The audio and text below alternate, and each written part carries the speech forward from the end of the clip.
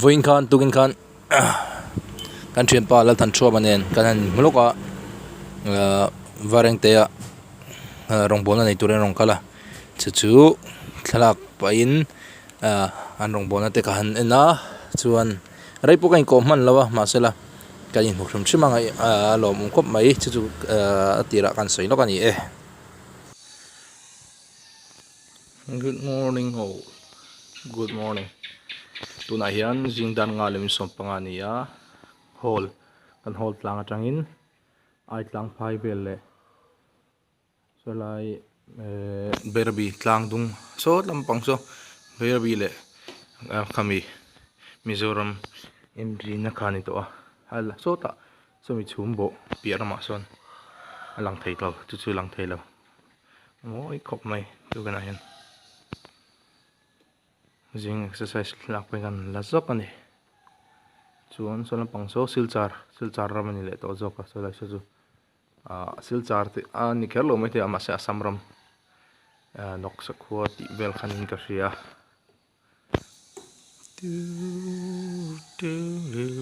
lehu kan coffee la nia light lang hi aram chang ema video siam khat box kan ti mai ni tun kho hi thang em to ken he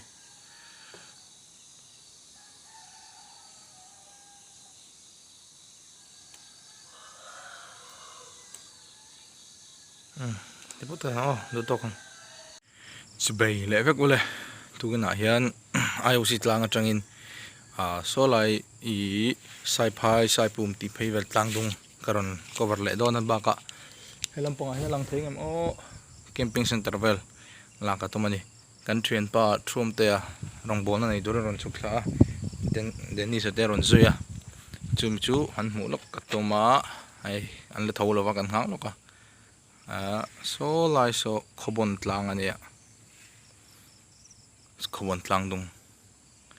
Mizoram lampang an thu chho je lang ti hian lampang Mizoram lamania nuam kop mai jing bo ro ka dai num wareng te ang lo tak ani masela ro hi sur meng ti chu hom kop mai chuan so lai so sa ha pui vel an tong kan ma zon mi hi sai phai sai pui chon pui ti tlang dung chho khani so mi so serlui kuam so laya chum te ro mi ang chi so